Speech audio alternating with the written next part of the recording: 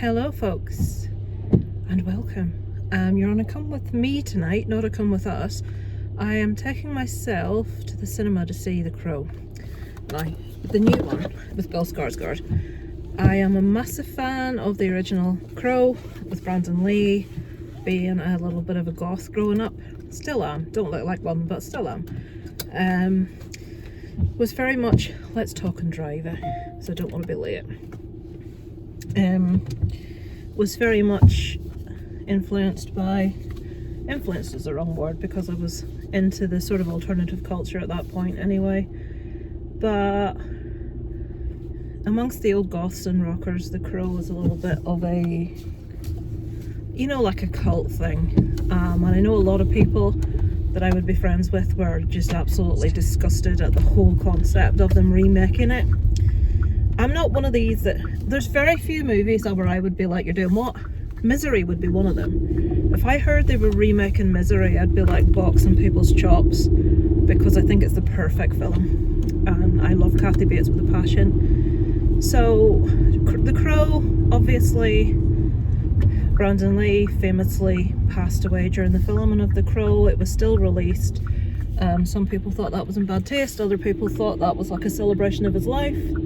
I do think they should have released it. Why would they not release it?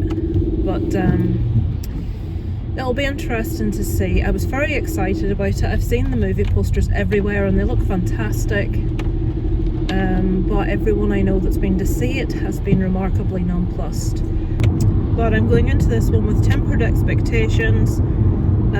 So let's go, folks, and see The Crow. Call me a no-call. Fuck the rest of them. Fuck 'em all but us. Fuck Oasis, this is music.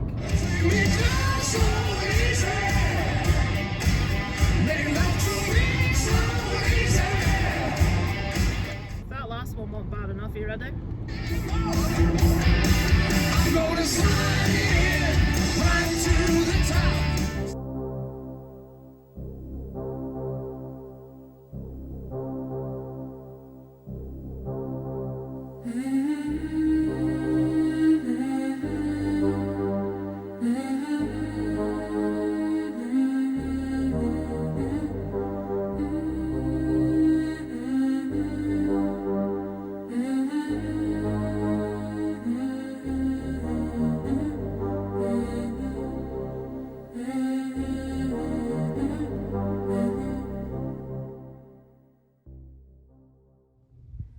Literally sat here on my own, folks, to see The Crow in my own private showing.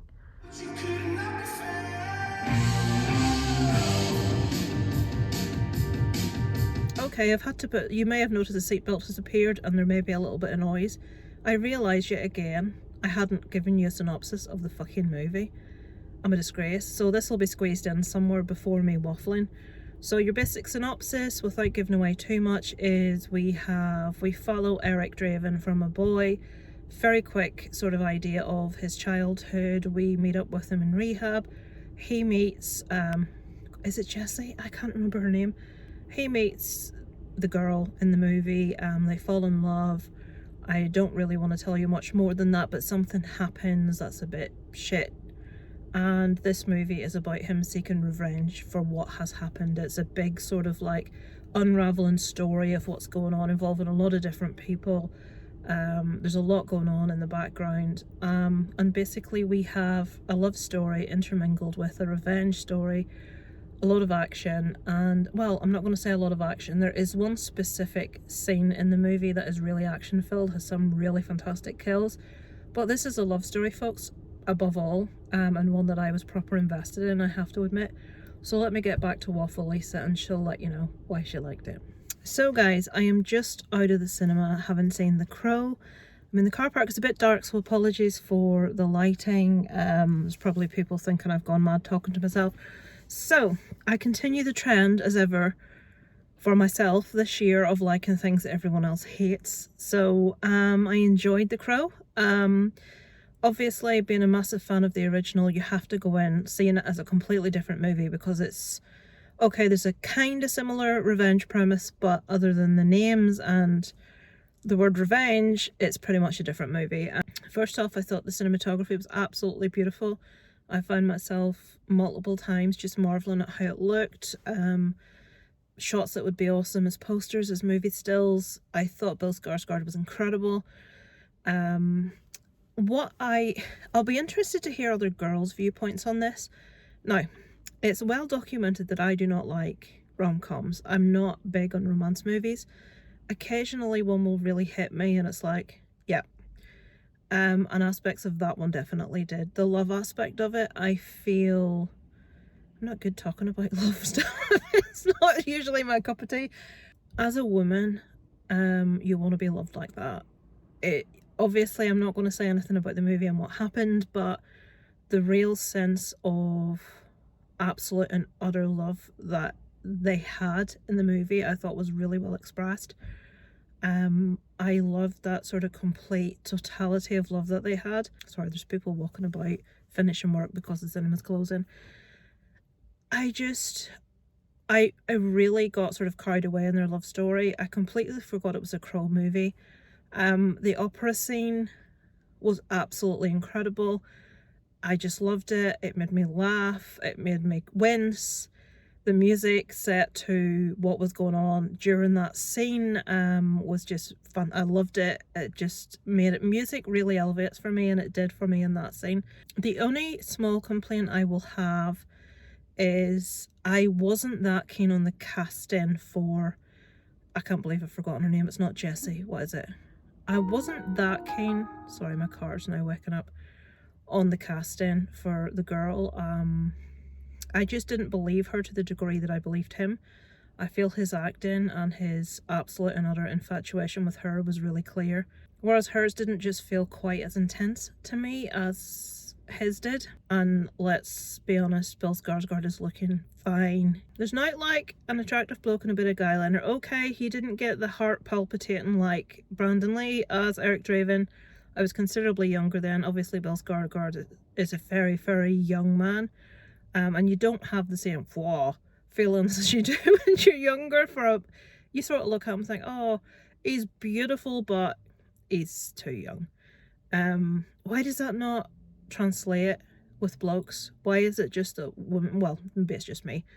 But I always feel a little bit seedy looking at a younger man and thinking, yep, you're fine. And then I think, Lisa, catch a grip of yourself, you could be his mother. But yeah, he was looking fabulous. I thought he had the intensity that was required for the role. I thought the bit where he was doing the makeup and the music that was used was brilliant. As I say, the opera scene, the kills in it were fantastic. I really enjoyed it. I have to be honest with you. I don't know why everyone's hating it. It wasn't like the original Crow. It's made me really want to watch the original Crow again. But for me, that's the kind of love story I want to watch. To me, that is my idea. I'm sick. That is my idea of something that made me feel all slushy.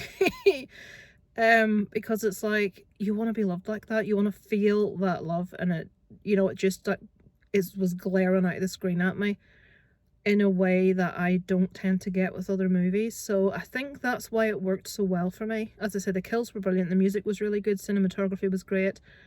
I love crows, so that maybe helps. But for me, as a female, the love aspect of it and what he was willing to do and go through for her just really warmed this black heart, guys. What can I say? So out of 5 on Letterboxd, I shall be giving this a 3.5. 4 is saved for exceptionally good movies. 4.5 is an almost perfect movie. A 3.5 is a really good solid score from me. So yeah, I would recommend. I really enjoyed it. So yeah, I'm off home. Very pleasantly surprised with a movie. Thought I wouldn't really like it, but yeah, it's right up my street. Next for me, I really want to see Cuckoo, Blink Twice, and Strange Darling is my next 3 that I want to see. So, and Beetlejuice is coming out, isn't it? So, yeah, thanks for watching, guys. Over and out from Lisa Lives.